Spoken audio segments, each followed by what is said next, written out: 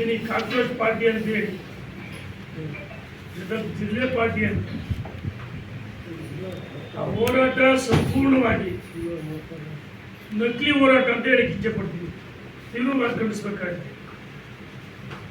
ಕೇಂದ್ರ ಸರ್ಕಾರ ಅಸ್ಥಿರ ಮಾಡಬೇಕಂತ ಹೇಳಿ ಒಂದೇ ಕಾರಣಕ್ಕೆ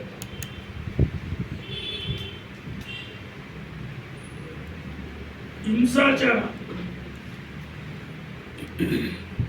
ನೀಟ್ ಪರೀಕ್ಷೆಯಲ್ಲಿ ಪತ್ರಿಕೆ ಸೋರಿಕೆಯಾಗಿದ್ದು ಈಗಾಗಲೇ ಕೇಂದ್ರ ಸರ್ಕಾರ ನರೇಂದ್ರ ಮೋದಿಜಿಯವರು ಸಿಬಿಐ ವಹಿಸಿದ್ದಾರೆ. ಈ ಏಜೆನ್ಸಿ ಯಾರು ಏನು ಅಂತಂದು ಈಗಾಗಲೇ ವಹಿಸಿದ ಮೇಲೆ ಬಂಧನ ಆಗಿದೆ. ಧರ್ಮೇಂದ್ರ ಪ್ರಧಾನ್ ರಾಜೀನಾಮೆ ಕೊಡಬೇಕಂತ ಒತ್ತಾಯ ಮಾಡ್ತಾರೆ.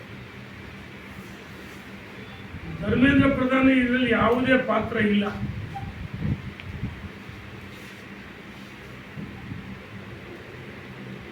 ಪ್ರಜಾತಂತ್ರ ವ್ಯವಸ್ಥೆಯಲ್ಲಿ ಹೋರಾಟ ಪ್ರತಿಭಟನೆ ಮಾಡಕ್ಕೆ ಅವಕಾಶ ಇದೆ. ಆ ಹೋರಾಟಗಳು ನ್ಯಾಯಸಮ್ಮತವಾಗಿರಬೇಕು.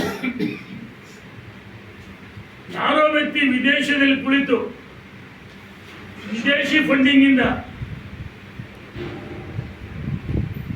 ಆ ಹೋರಾಟದಲ್ಲಿ ಯಾವುದೇ ವಿದ್ಯಾರ್ಥಿಗಳಿಲ್ಲ. ನಕಲಿ ಹೋರಾಟ, ಅದು ಕಾಂಗ್ರೆಸ್ ಮತ್ತು ಲೆಫ್ಟಿಸ್ಟ್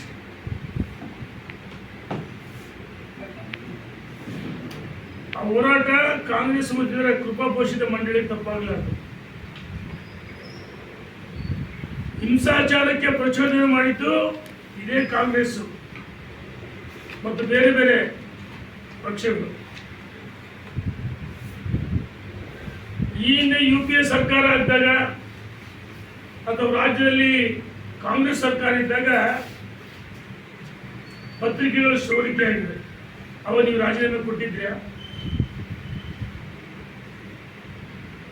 ಒಂದ್ ದಿವಸ ಅವ್ರು ಮಾಡ್ತಾರೆ ಕಾಕ್ರೋಚ್ ಪಾರ್ಟಿ, ಎರಡನೇ ದಿವಸ ರಾಹುಲ್ ಗಾಂಧಿ, ಪ್ರಿಯಾಂಕಾ ಗಾಂಧಿ ಕಾಂಗ್ರೆಸ್ಸಿನ ಲೋಕಸಭಾ ಸದಸ್ಯರು ಕಣ್ಕೆ ಒಳಗೊಂಡಂತೆ ದಿಢೀರ್ನ ನರೇಂದ್ರ ಮೋದಿ ಮನೆ ಮುಂದೆ ಧರಣಿ ಮಾಡ್ತಾರೆ.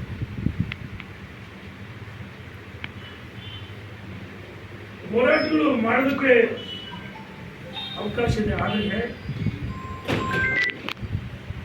ಯಾವ ಯುವಕರನ್ನ ಸರಿದಾರಿ ತರಬೇಕು.